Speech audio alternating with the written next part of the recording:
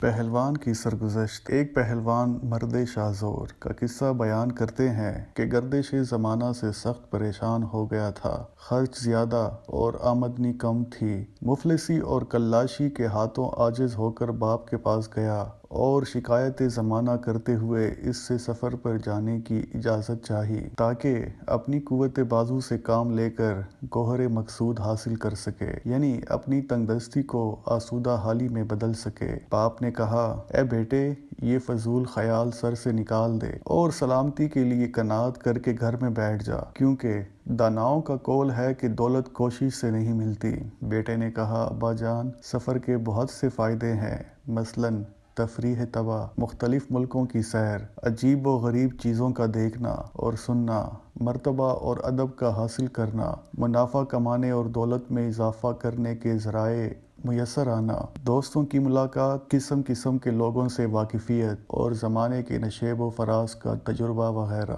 باپ نے کہا کہ جانے پدر، سفر کے فوائد جیسے کہ تو نے بیان کیے بے شمار ہیں، لیکن یہ صرف 5 قسم کے لوگ ہی یقینی طور پر حاصل کر سکتے ہیں۔ اول وہ سوداگر جس کو خدا نے دولت، حشمت، غلام، کنیزیں اور مستعد خدام دے رکھے ہوں، ہر روز ایک نئے شہر میں جاتا ہے اور ہر رات ایک نئی جگہ پہ مقیم ہوتا ہو اور ہر وقت دنیا کی نعمتوں سے لطف اندوز ہوتا ہو۔ دوسرا وہ عالم کہ اپنے کلام شیریں، قوت فصاحت اور مایہ ناز بلاغت کے ساتھ جہاں کہیں جاتا ہے، لوگ اس کی خدمت میں حاضر ہوتے اور تعظیم کرتے ہیں۔ تیسرا وہ خوب روح کہ صاحب دل لوگ اس سے ملنے کی خواہش کریں۔ بزرگوں نے کہا ہے کہ تھوڑا سا حسن و جمال بہت سے زر و مال سے بہتر ہے، اور کہتے ہیں کہ خوبصورت چہرہ زخمی دلوں کا مرہم ہے اور بند دروازوں کی کنجی ہے۔ بلا شبہ اس کی صحبت کو لوگ سب جگہ غنیمت سمجھتے ہیں۔ چوتھا وہ خوش آواز کہ اپنی داؤدی کلے سے بہتے پانی کو روک دیتا ہے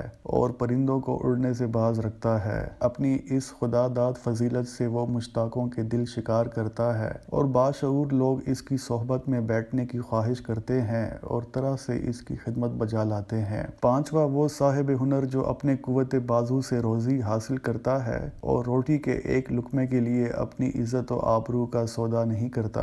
اے بیٹے، یہ صفات جو میں نے بیان کی ہیں، سفر میں دل جمی اور حسن گزر ان کا باعث بنتی ہیں۔ جو شخص ان صفات سے محروم ہے، وہ محض خوش فہمی میں مبتلا ہو کر سفر کرتا ہے اور کوئی دوسرا اس کا نام و نشان بھی نہیں سنتا ہے۔ بیٹے نے کہا کہ ابا جان، میں داناؤں کے قول کی مخالفت کیسے کروں جو کہہ گئے ہیں کہ رزق اگرچہ قسمت میں لکھا ہوتا ہے، لیکن اس کے حاصل کرنے کے لیے تگ و دو ضروری ہے، اور مصیبت بھی اگرچہ قسمت میں لکھی ہوتی ہے، لیکن اس کو جان بوجھ کر دعوت دینے سے پرہیز کرنا واجب ہے۔ میری کیفیت یہ ہے کہ مست ہاتھی پر حملہ کر سکتا ہوں اور غضبناک شیر سے پنجہ آزمائی کر سکتا ہوں۔ بس اے پدر بزرگوار، بہتر یہی ہے کہ میں سفر کروں، کیونکہ مفلسی کے مصائب جھیلنا میری طاقت سے باہر ہے۔ یہ کہہ کر باپ سے دعا کی درخواست کی اور چل پڑا۔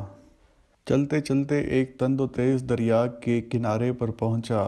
وہاں دیکھا کہ کچھ آدمی سامان سفر باندھے ایک کشتی پر بیٹھے ہیں۔ ملاح نے ان سے دریا عبور کرانے کی اجرت پہلے ہی لے لی تھی۔ اس نوجوان کے پاس پیسہ تو تھا ہی نہیں۔ ملاح کی خوشامد کرنے لگا کہ وہ اسے بغیر اجرت لیے کشتی میں بٹھا لے۔ ملاح نے اس کی خوشامد کا جواب استہزاء سے دیا اور کہا کہ روپے کے بغیر زور بے فائدہ ہے، 10 آدمیوں کے زور کے بجائے ایک آدمی کا کرایہ نکال۔ کشتی میں بیٹھے ہوئے لوگوں نے بھی اس کی خوشامد اور رونے پیٹنے پر مطلق رحم نہ کھایا اور کشتی چل پڑی۔ نوجوان کو سخت غصہ آیا اور اس نے ملاح سے بدلہ لینے کی ٹھانی، پکار کر کہا کہ اگر میرے جسم کے کپڑے کرایہ کے عوض تو قبول کر لے تو پیش کر سکتا ہوں۔ ملاح لالچ میں آ کر کشتی کو واپس کنارے پر لے آیا۔ نوجوان نے اس کو کشتی سے کھینچ لیا اور پیٹنا شروع کر دیا۔ ملاح کا دوست بھی اس کی مدد کے لیے کشتی سے باہر آیا، لیکن اس کا بھی وہی حال ہوا۔ ناچار انہوں نے مصلحت اسی میں دیکھی کہ اس شہزور نوجوان سے صلح کر لیں اور اسے بلا اجرت دریا کے پار لے جائیں۔ چنانچہ اس کے پاؤں پر گر پڑے اور منت سماجت کر کے کشتی میں بٹھا لیا۔ دریا میں ایک جگہ یونان کی کسی شکستہ عمارت کا ستون کھڑا تھا۔ کشتی اس کے قریب پہنچی تو ملاح نے کہا کہ کشتی میں ایک خرابی پیدا ہو گئی ہے۔ تم میں سے کوئی ایسا آدمی جو بہت طاقتور ہو اس ستون پر چڑھ جائے اور کشتی کی رسی کو پکڑ کر اس کو روک رکھے تاکہ اس دوران ہم اس کی مرمت کر لیں۔ پہلوان کو اپنی طاقت پر بڑا گھمنڈ تھا۔ اس نے آزردہ دل دشمن کا خیال نہ کیا اور داناؤں کے اس قول کو فراموش کر دیا کہ جس کو تو نے ایک دلی رنج پہنچایا، اس کے بعد اگر تو اس کو 100 آرام پہنچائے تو اس ایک رنجش سے بے خوف مت رہ، کیونکہ تیر زخم سے تو باہر نکل جاتا ہے لیکن اس کا درد دل میں باقی رہ جاتا ہے۔ چنانچہ وہ کشتی کی رسی اپنے بازو سے لپیٹ کر اس ستون پر چڑھ گیا۔ ملاح نے فوراً رسی اس کے ہاتھ سے چھڑوا لی اور کشتی چلا دی۔ پہلوان بیچارہ حیران رہ گیا۔ 2 دن سخت مصیبت اٹھائی۔ تیسرے دن نیند نے غلبہ کیا اور اسے پانی میں گرا دیا۔ 1 رات اور 1 دن ہاتھ پاؤں مارنے کے بعد وہ ساحل پر پہنچا۔ زندگی کی کچھ رمق باقی تھی۔ درختوں کے پتے اور گھاس توڑ کر کھانے لگا یہاں تک کہ جسم میں کچھ قوت آئی اور وہاں سے آگے روانہ ہوا۔ راستے میں شدید پیاس محسوس ہوئی۔ اتفاق سے کنویں پر پہنچا جس کے گرد کچھ لوگ جمع تھے۔ وہ لوگ ایک پیسہ دے کر تھوڑا سا پانی پیتے تھے۔ نوجوان کے پاس پیسہ تو تھا نہیں۔ اپنی بے کسی اور بے مانگی کا اظہار کر کے پانی طلب کیا لیکن کسی نے اس پر رحم نہ کھایا۔ اس نے تنگ آ کر پانی فروخت کرنے والوں میں سے ایک کو زد و کوب کیا۔ یہ دیکھ کر بہت سے آدمی اس کو لپٹ گئے اور خوب پیٹا یہاں تک کہ زخمی ہو گیا۔ ناچار ایک قافلے کے پیچھے ہو گیا۔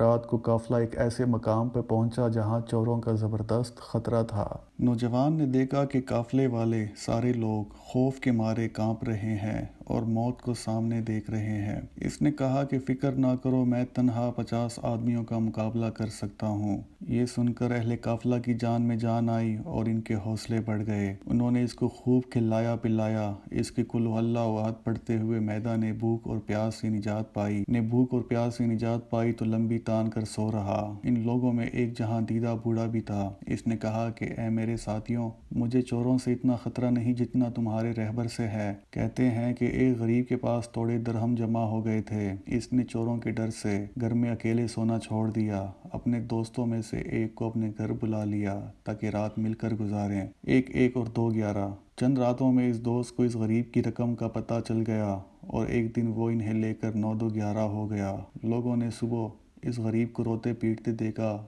تو پوچھا کہ شاید تیرے درہم چور لے گئے۔ کہنے لگا نہیں، میرا دوست لے گیا۔ تم کیا جانو کہ یہ پہلوان بھی انہی چوروں میں سے ہو جو مکر و فریب سے ہم میں آدم کا ہے تاکہ موقع پا کر اپنے دوسرے ساتھیوں کو خبر کر دے۔ میرا مشورہ یہ ہے کہ اس سے یہی سودا چھوڑ دیں اور ہم چلتے بنیں۔ اہل قافلہ کو یہ مشورہ پسند آیا اور وہ سامان باندھ کر وہاں سے چل دیے۔ جب کافی دن چڑھ گیا تو پہلوان بیدار ہوا۔ ارد گرد دیکھا تو ہو کا عالم تھا اور قافلے کا کہیں نام و نشان بھی نہ تھا۔ سر پیٹ کر رہ گیا۔ بیچارہ ادھر ادھر بہت گھوما لیکن قافلے کا پتہ نہ چلا۔ آخر بھوک پیاس سے نڈال ہو کر ایک جگہ گر پڑا اور موت کا انتظار کرنے لگا۔ اس وقت اس کی زبان پر تھا، مسافروں پر وہی شخص سختی کرتا ہے جس نے خود مسافری نہ کی ہو، یعنی کہ غریب الوطنی کا مزہ نہ چکھا ہو۔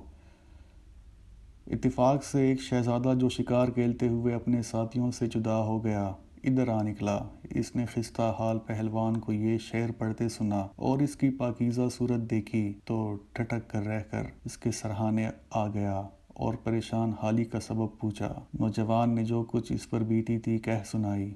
شہزادے کو اس کی تباہ حالی پر رحم آ گیا اور اس نے اسے خلت اور انعام سے نوازا۔ پھر ایک بھروسے کا آدمی اس کے ساتھ کر دیا یہاں تک کہ وہ اپنے شہر پہنچ گیا۔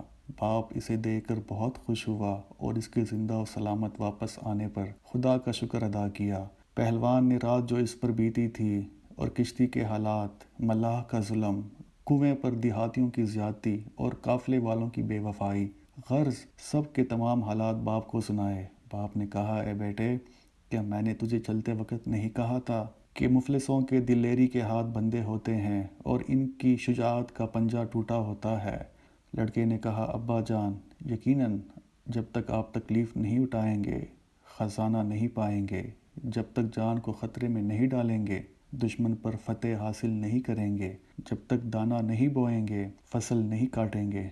آپ نے دیکھا نہیں کہ تھوڑی سی تکلیف اٹھانے کے بعد مجھے کس قدر راحت نصیب ہوئی ہے اور ایک ڈنگ کھا کر شہد کا کس قدر ذخیرہ میں اپنے ساتھ لایا ہوں۔ باپ نے بیٹے سے کہا کہ اس مرتبہ آسمان نے تیری مدد کی اور اقبال نے تیری رہبری کی کہ ایک دولت مند تیرے پاس آ گیا اور انعام و اکرام سے تجھے نوازا، لیکن ایسا اتفاق شاذ و نادر ہی ہوتا ہے اور اتفاقی باتوں پر تکیہ نہیں کرتے۔